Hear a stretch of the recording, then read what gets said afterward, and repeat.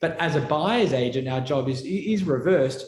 We take one client in different briefs, so there might be multiple clients at one time, but everyone has a different brief, and they're identifying multiple properties, so they can be selective with, we make sure they get the best terms or make sure they certainly get the best price, rather than being forced into one opportunity that might be available on realestate.com. You are listening to the Property Developer Podcast, your home for tips, ideas and inspiration to help take your developing to the next level. Now here's your host, Justin Getty. Hello and welcome to episode 90 of the show. Thanks for joining me.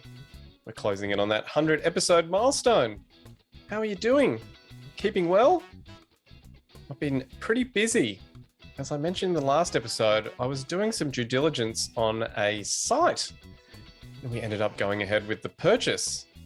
So I've been busy doing all the due diligence work and then switching over to all the post-purchase activities like getting the survey done and lining up consultants in preparation for a planning application. It's always exciting at the start of a new project. Hopefully I get an easier run through planning on this project than on my past projects. On my other project that's under construction, we're now up to the frame stage with the ground floor frames done and the upper levels about to be started. We lost a few days due to bad weather over Easter, but overall we're on track. I've posted a short video of how the site is looking on this episode's page, or check it out on the show's Facebook feed if you want to see how it looks. A quick update on my book. It's finally ready to be printed, so I should have copies back in the next few weeks. Much like developing, it has taken longer to finish than I expected. I'll keep you posted on its release. On the property developer training front, people continue to sign up, which is awesome. And I've been adding new content along the way. In fact, I added a new module showing the due diligence I went through on my latest site. I also recently added an amazing module with a leading broker as they analyze and deconstruct a construction loan application. And it provided some incredible insight into how a lender looks at a funding application. If you are interested in learning how to develop property, then head over to www.propertydevelopertraining.com and check out everything that's in the training. Remember, you can always catch me on Insta and Facebook with my latest project updates and other news under the handle of Property Developer Podcast. I have recently published a video showing the framing stage on my current site. And remember, you can take my free property developer quiz to see how ready you might be to become a property developer. Head over to propertydevelopertraining.com/quiz to take it. Okay, on to today's guest, Jordan Navybox from Cohen Handler Buyers Agents. Jordan works with clients to help them buy property, including acquiring development sites. I've always sourced my own sites and never really entertained the idea of engaging someone to search on my behalf, but I can now see how valuable it can be for someone to seek out and bring you the types of sites you're looking for, freeing you up to focus on other value-producing activities. In this conversation, we cover how a buyer's agent differs from a regular agent, where they provide value, and when you should think about engaging one. I think you will find this is an interesting conversation, and maybe using a buyer's agent to source your sites might become your primary acquisition strategy. Anyway, I kicked off the chat by asking Jordan about what food he would eat until he was sick. Oh my God. It has to be savory, has to be something like a spag bowl. Homemade, or do it yourself? Is that weird? No, 100% homemade or Bianca. But I guess if you maybe expect like a chocolate or something, but no, I much prefer savory. Okay. So have you got a special secret sauce for your spaghetti bog? Well, there's two options and they both involve alcohol. You either put red wine in it or you put vodka in it, which is very surprising. Oh, yes. I have heard of the vodka one before, actually, now that you mention it. Yeah. Oh, well, that's a good way to spice it up. Yeah, 100%. I thought you were going to say you drank while you were making the food. Oh, well, at times. Be rude not to. Now we're here today to have a conversation that I haven't had before on the show, which is around engaging or utilizing a buyer's agent to help you acquire development sites. And you're a buyer's agent. So this should be an interesting conversation. But before we jump into that, give us a bit of a background about yourself and how you got into being a buyer's agent, Jordan.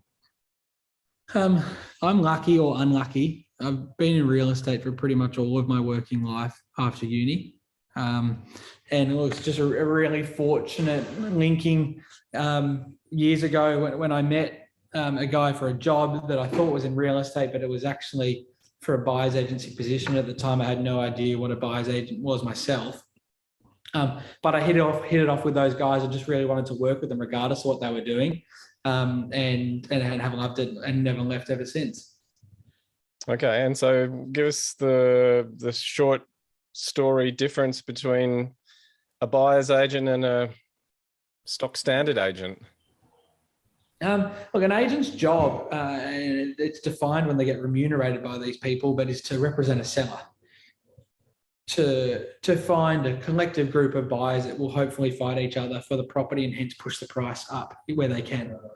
And especially in the current market, buyers are having to resort to realestate.com and being one of those buyers that an agent puts in a pressure cooker at an auction to purchase these properties.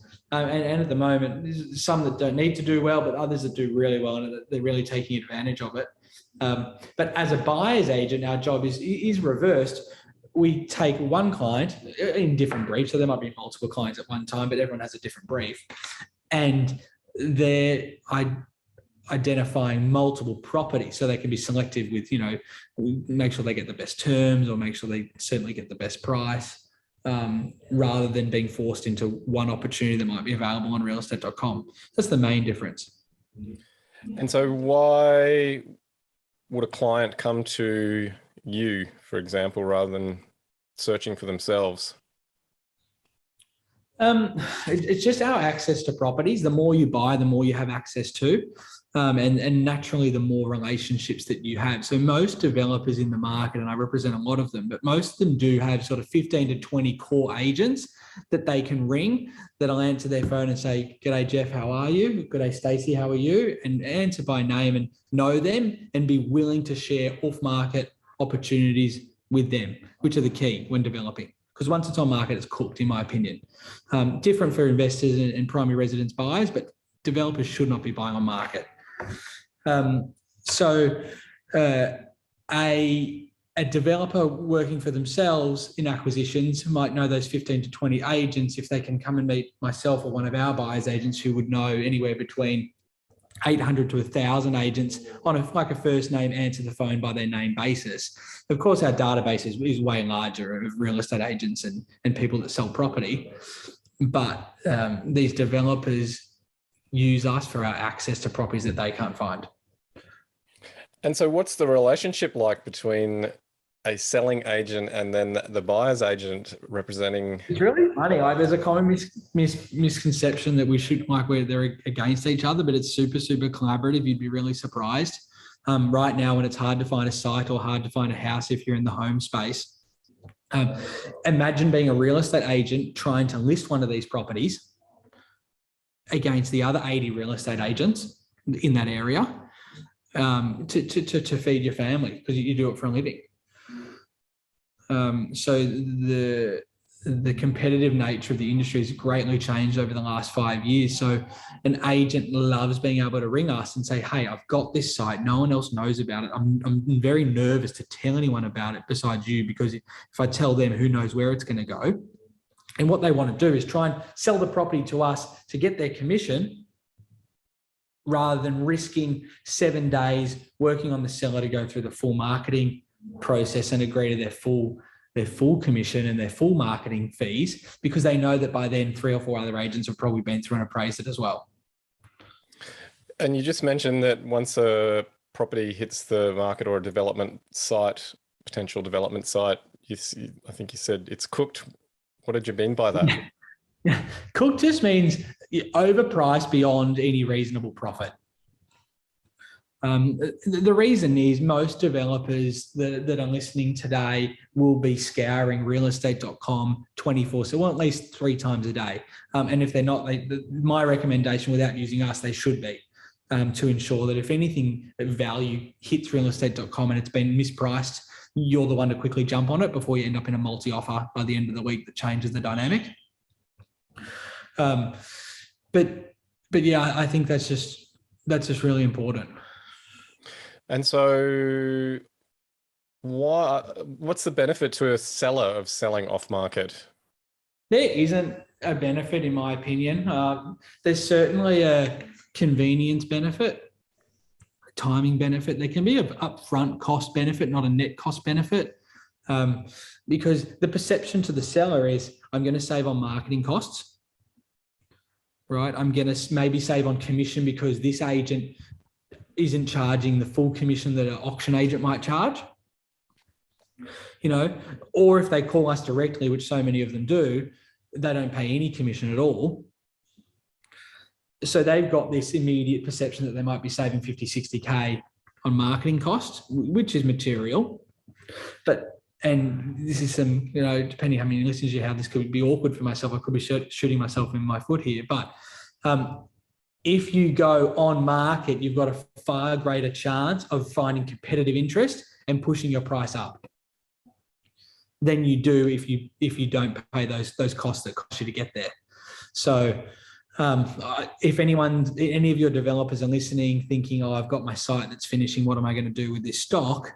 My advice would absolutely be to call the best 2 agents in your area where your project is and sell it on market. Because I wouldn't sell off market. There's unicorns, and often you might have a real estate agent that sold you the site and you've been working closely with them throughout the process. If someone comes in and really offers you big money, and it's up to your agent to help substantiate for you if it is big money, or use your own knowledge of what's big money, then you might make the decision to sell it to that buyer because maybe they're a rare buyer and you and your agent agree that couldn't be replicated even at an auction, and that's okay. But strategy 1 should always be go to market.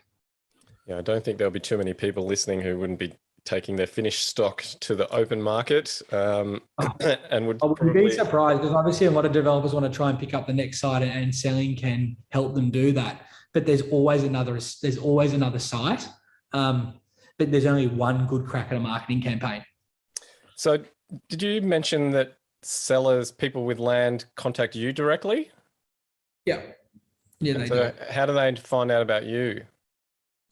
We have a reasonable presence in the market, not through social media or anything like that. Our social media could get a lot better than it is, but we're very happy with where it is.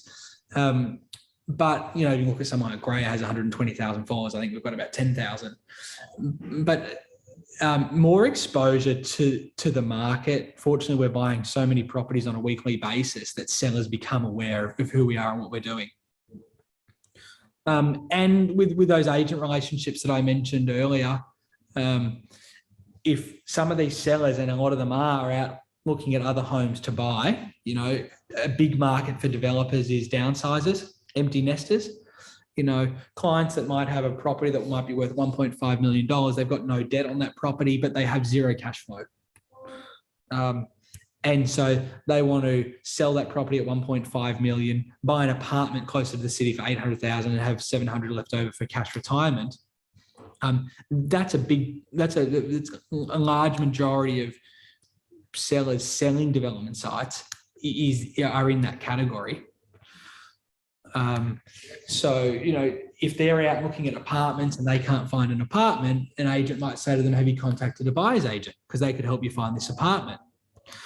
They come to learn what a buyer's agent is. They go, shit, I should be selling my block through these guys. And where I use that terminology but don't like that terminology, we should be selling through these guys. No one sells through us. We don't sell properties for people. However, if people call us and say, I've got a property to sell and this is the address and I've got a client ready to buy a property like that, then of course the transaction could continue from there. But I represent the buyer, not the seller. And so in terms of a property developer, looking to acquire a site, why Yeah. would they come to you? And then what do you ask from them in terms of a brief? What's the sort of normal process, or what's a classic kind of brief that you would get? Yeah, look, we're not naive that most developers are open to various opportunities, because at the end of the day, it is to turn a profit. But a lot of our developers are specialised in the style of development that they're targeting, or currently completing or upgrading to. They might have been a splitter client, and now they've got enough. They're really keen to get into the townhouse market, so they want townhouse sites. Some clients progress from prestige housing into prestige unit developing. Each client does have a preference, whilst always any of my clients will take a splitter, no matter what their wealth profile is. But most clients come to us and say, hey, I'm looking to build townhouses within a 12-kilometre radius. I want the finished product to be worth 700 to 900,000. So that could then incorporate these 12 suburbs. Great. And that's a pretty reasonable brief that we would receive. Also, you might have a prestige house developer, looking for a house in New Farm, house in Clayfield, house in Ashgrove, where they buy the block of land, build one single house, or sometimes two at a maximum, and we'll sell those into the prestige in sales market. Again, their geographical brief will be reasonably spread: Bulimba, Hawthorn, Paddington, New Farm, etc. But the land size requirements and profiles, being a good street, etc., all remain fairly similar. And so then what do you do then? How do you go off finding them if they're off market? What, you're ringing agents saying, you got anything coming up in these particular pockets, or how does it work? Yeah, it's definitely our job to ensure that if anything's going to come to market, we know about it before it does. So that daily communication with those hundreds of agents is so important. And I'm lucky that we've got a team here to help assist with that. I certainly couldn't do that all myself. But those agent relationships are also fantastic. It might not necessarily be a property that's already about to come to market, but it's great when the agents have my clients' briefs just top of mind every time they talk to a seller. So that, if an agent's going to come up against another agent on a property, instead of waiting for that seller to ring and say, congratulations, you've got the business if you put your commission at this rate, they're on the front foot saying, I don't just want to list your property. I could sell it this afternoon. I've got to buy. Can they come and have a look at the site at 4 p.m? And that's a really valuable tool for an agent to have up their sleeve. And again, while we're communicating with them daily so that we get that first call from them. But then for some of the more intricate clients, and we have many intricate clients, we have to be on the front foot looking for sites that work. I know some of your listeners probably have databases of how many splitters there are in Brisbane and which ones have sold recently, which ones are rented out, et cetera, et cetera. And that's not a bad tactic for finding splitters. But in terms of that prospecting, like a developer would, like a sales agent would, it's so vital for our development sites, and not just approaching them cold, which so many people do. We go to that next level of finding a mutual relationship with that person. And there's a myriad of ways that we can do that, so that when we go to them, we're going with a warm introduction. You mean the landowner? The landowner, yeah. Okay. Yeah.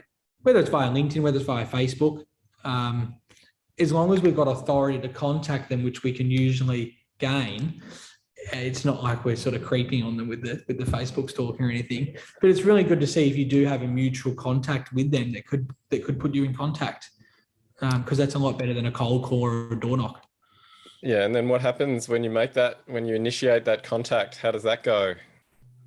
We're very fortunate that we've got a track record of properties that we've bought off people like them recently. We're very fortunate that we're experienced in how to deal with someone and how their emotions change throughout a transaction, because it's very cold at the start.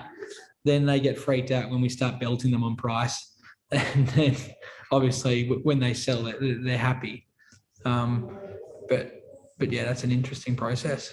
So tell us a But bit more. I'm very lucky, and that goes back to your earlier question: difference between a sales agent versus a buyer's agent. I'm so glad I'm a buyer's agent, because the sellers can be really temperamental. Yeah. And I'm very fortunate that most of the time I still do have an agent colleague working on this other side, because it's great for me to say to them, hey, I think your site's worth 2.6 million, but they've got no context around that, right? If there's another agent involved, then maybe they're not charging full commission because it's a quick off-market deal through one of my buyers, but at least they've got someone independent that can help guide them through that transaction.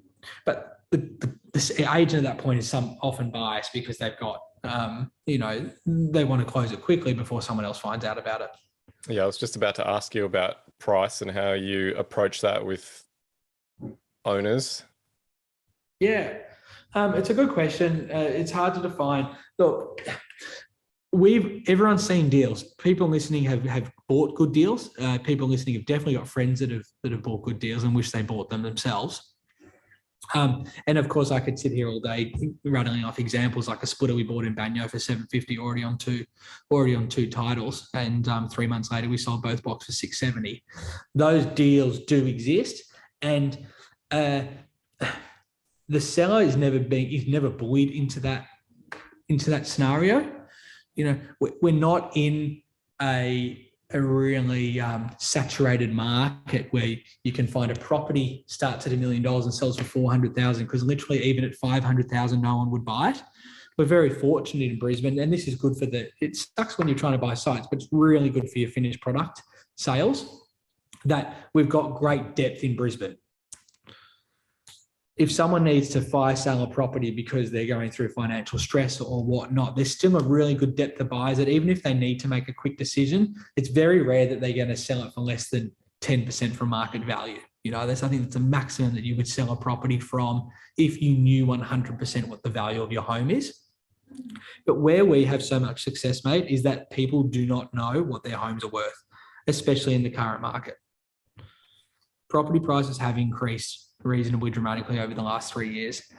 And if someone bought a property for 600,000 in Northgate and it's now worth 1.3, and there hasn't been a recent sale in their street for a few years, they might in their head think that 1.15 is a good price. Yeah. Now, I'm a buyer's agent, I'm not a seller's agent. It's not my job to change their thoughts and tell them their house is now worth 1.3. That's for an agent to go and tell them it's worth 1.5. But for us, if they're happy with 1.15, of course my client's going to love that deal if it's a subdivision block, for instance. And if I can get it for 1.11, that's great. I'm only saving $40,000 from asking price. And some would go, well, is that great? No, I don't think 40K from asking price is that great. However, from market value, it's 190,000. And that's phenomenal. So while we have to cast our net so wide when we're looking for these opportunities on and off market, we're looking to find sellers that are already below market value before I start negotiating. And so how do you identify that? It's a numbers game. You need to go to multiple owners, whether it's direct or through agents, as many owners as you can, because we'll literally, our office will get called this week from agents and owners into about 400 off-market properties, maybe more, on a weekly basis around Brisbane. And so it's us analysing those opportunities and making sure we're only inspecting the 50 to 60 that are well priced. But interestingly, the 320, 340, whatever's left over, end up in a database that we run. And at any point, those prices could change. And we get called and there's a price change, or we're keeping in touch with the agent that was trying to sell it to us, or we keep in touch with the owner that's trying to sell it to us to see, okay, it was 1.2 back in February. Are you still 1.2? Yeah, I'm still 1.2. Okay, well, I still don't think it's worth 1.2. Maybe let's catch up in another month or so if you haven't sold it. But often it could be, you know what, it's really interesting the timing of your call. We've just finally found a unit that we want. Would your people consider 1.1? And at 1.1, maybe now there's at least a discussion where we might offer them $1,020,000. Whereas you offer $1,020,000 and they want a 1.2, they shut the door on you. So it's just consistent communication. And so then how do you get paid? Our buyers retain us. So as I mentioned earlier in the chat, we only work with one buyer in each brief at one time, while the firm might work with 50 to 70 buyers at any one time. They all have different briefs. So one might want a house in Tenerife for X million. Then there might be 10 developers. One wants a splitter block, but they want a splitter block in the Bayside. One wants a splitter block in Clayfield.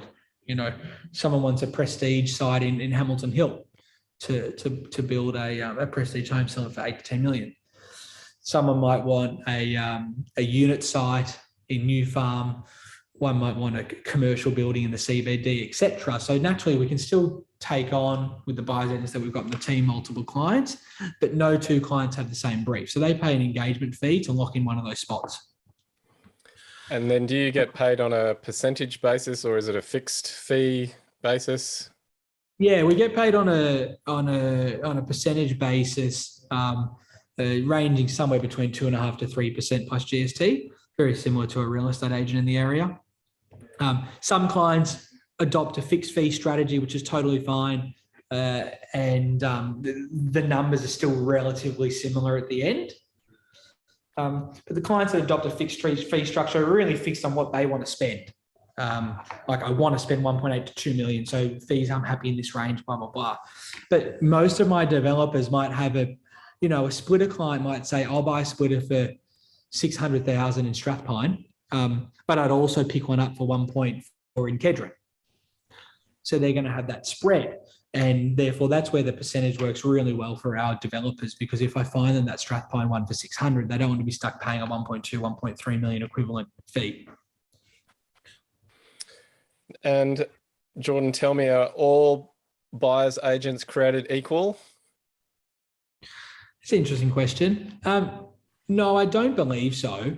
I know a lot of good buyers agents that have some great networks and ability to generate new clients, which is great. It's obviously a lot easier in the current market when there are so many buyers in the market and having trouble. But what separates a good buyer's agent from a great buyer's agent from a good buyer's agent is just their access to properties. How many staff they've got hunting these opportunities, and what good relationships they hold with the agents to identify these opportunities first. That's really important. Not just to know an agent and not just to have your number saved in their phone, but to have that weekly correspondence. Some clients I might speak to every week for 12 months and not buy a property off them. Right. And then on week 54, you find the banger that you've been looking for.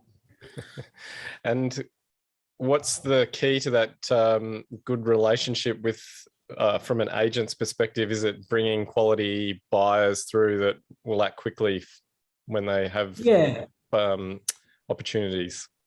Yeah, spot on. We're really lucky with the clients that we have, and our ability as buyers agents to transact for our clients. It's great to find a property but then being able to close it is another thing. You want to try and close it at a really cheap price, but also without waiting to get put into a multi-offer scenario. So that's shit. All the developers listening right now will be laughing, saying, "Yeah, I hate multi-offer." It sucks. But so it's just walking that fine line. So I guess ability to source the property, but then ability to close it for your client. And what about a couple of success stories or interesting sites that you've found for clients? Yeah, look, there's a lot, and obviously all the different, there's different levels of developers that you've got listening. So if I just run through a few, I mentioned that one in Banyo. That was a joke, and someone's probably going to be sitting there thinking, was that 3 years ago? No, it was only, I think, 6 to 9 months ago that we acquired that block. And yeah, the markets have moved since, and you wouldn't find another one for 750 today. But yeah, I think when you buy a splitter for 750 and within 6 weeks sell both lots for for 670 subject to titles being issued. That was a pretty powerful transaction. That was a really experienced developer that bought that site. And as I said, all developers, no matter what their wealth profile, will buy one of those splitters. But typically we do have a lot of new developers coming to us looking for those type of projects, because that's a really low cost, low risk way of getting into the development game. You're not building, you're not waiting 18 months to get paid. It's a really simple process. The hardest thing is finding them, obviously. But after that, it's one of the easier developments that your listeners will do. And that was a really good example of that. A house, a prestige house, something like Scorpia, was a really good acquisition for Greyer. We paid 2.8 million for 600 square meters in Hamilton Hill with full river views. That's a house that's obviously build cost has increased since the acquisition. Again, you'll have listeners laughing, but like if we put that current build cost, not what the FISO build cost was, it's somewhere between $3.5 to $4 million. I don't want to, give the gab away, but fortunately the land has increased as well. But, that's a property that's getting offers around $10 million. So I think, something like that's a really powerful acquisition in the prestige residential space. And acquisitions like that really help with brand. That's the third project in that street for that client. And when you can get multiple properties in an area, and if you've picked a bad area and you've picked a main road, don't go and buy the neighbour if it's going to cost you more to do it. But when you are in small, highly sought after streets in these suburbs, it can be really beneficial to do multiple homes, because in Brisbane, unless you're in something like Sutherland Avenue, Ascot, you might have 3 nice houses in a row, then 3 shitters next door, etc. And by developing multiple properties in a street or an area, you can lift the value of the whole area for your neighbours. And if you own multiple properties, that's good for you. And what about any tricky briefs that took a bit of effort to fulfill? My greenfield developers are always really, really tricky and difficult, because you're really identifying sites that have got big council issues. And if they don't have council issues, the owner's done it themselves already. The greenfield space is all about dealing with trees, dealing with koalas, dealing with creeks.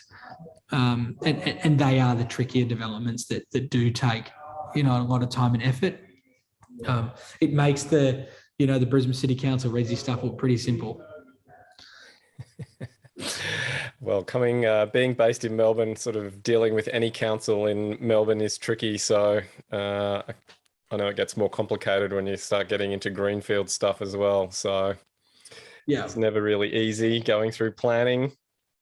No, I guess it's a shit fight for anyone right now, even if the project is simple. But especially for those greenfield guys, it's tough. And so, Jordan, if someone's wanting to engage a buyer's agent, well, firstly, when would they? And how would they go about finding the right one? When would they's are really interesting. I think for developers that have used a buyer's agent in the past, they'll ring that buyer's agent the second they're ready for acquisition 2 or 25, depending where they are in their cycle. So I would say that, but I think the proof's got to be in the pudding, right? You've got to put on a really good show for that client for them to pick up the phone and do that again. And fortunately we do, but clients that have used a buyer's agent before, I won't say a buyer's agent, we're all the same, but have used Cohen Handler before, will pick up the phone a month or 2 before they come into the money for property number 2. But clients that haven't used a buyer's agent before, I think it's always a good idea to be in the market yourself first. Know what it's like, get an understanding of it. If you can find a really good deal by yourself, I totally agree, not a lot of point paying us for the pleasure as well. So I think it's really good and important to go and do, 1 to 3 months to see what you can find. And if you have a knack for acquisitions and you're really good and you build really good relationships in the area you want to buy, you can do it. Right. But no one's got the extent of relationships that we've got. So it's far more opportunities will come to you. But it sometimes does take buyers being in the market themselves for a little bit to realize. Well, it's time consuming, really. Yeah, it is. Trawling through all the listings, contacting agents, all that stuff takes time. Exactly, and it's the follow up as well. Like a lot of developers have a good day. You know, they're feeling good about acquisitions, and they get a call 20 agents, and they do it right. And they ask and they say, yeah, put me down, email me if you've got anything. But that's where it finishes. And when an agent speaks to 20 buyers a day looking for a good site, and getting the email from all of them in 3 weeks when they finally get one, it's about being that first phone call, not being at the back of the book from 3 weeks ago. Yes, it's funny how quickly agents forget about you. 100%. All right, Jordan. Well, what's the best piece of advice that you'd say you've ever been given?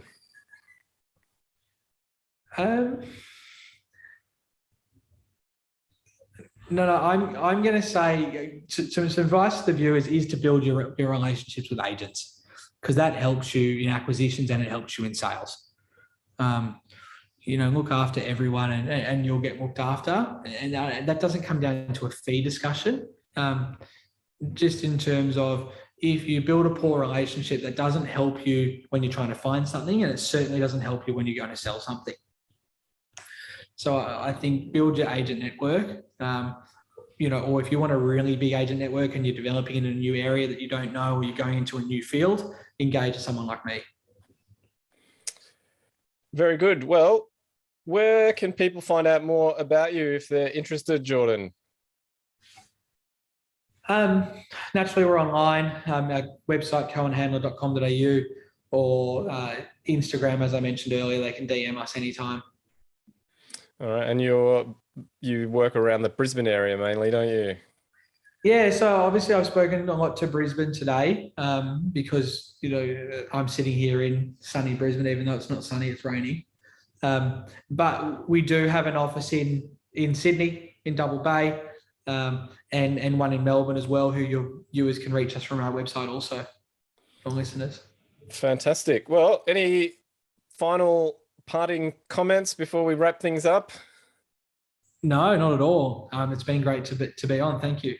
No, thanks for coming on. It's been good to talk to a buyer's agent. Like I said, we haven't actually had this conversation before about using a buyer's agent. I'm sure most people just acquire their sites through realestate.com or other listings and essentially just on the open market. So it's interesting to hear how you can try and secure some of those off-market sites using the skills of a good buyer's agent to maybe get that little bit of extra margin on a project.